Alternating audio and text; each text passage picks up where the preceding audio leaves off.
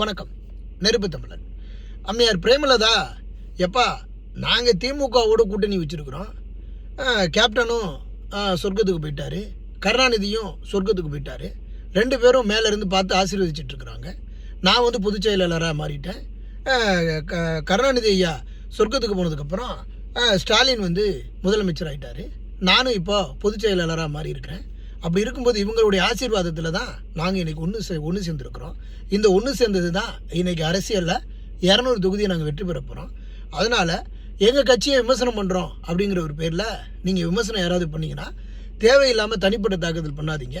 எப்போ பார்த்தாலும் பெட்டி பேரோன்னு எங்கள் கட்சியை கேவலப்படுத்திட்டு இருக்கிறீங்க. பின்விளைவுகள் வேறு மாதிரி இருக்கும். நான் களத்தில் இறங்கினேன்னா என்ன வேணாலும் செய்வேன். அதனால் இனிமேல் பேசுகிறத கொஞ்சம் யோசிச்சு பேசுங்க. இப்போ நான் திமுக கூட்டணியில் இருக்கிறேன். திமுக கூட்டணினா ரவுடி கவுடி எல்லாமே இருக்கும், உங்களுக்கும் தெரியும். எச்சரிக்கையாக இருங்க. பின்விளைவுகள் வேறு மாதிரி இருக்கும். யாரும் தனிப்பட்ட முறையில் கட்சியை பேசுகிறதோ என்ன பேசுகிறதோ வச்சுக்கக்கூடாது அப்படின்னு எச்சரிக்கை செஞ்சுருக்குறாங்க.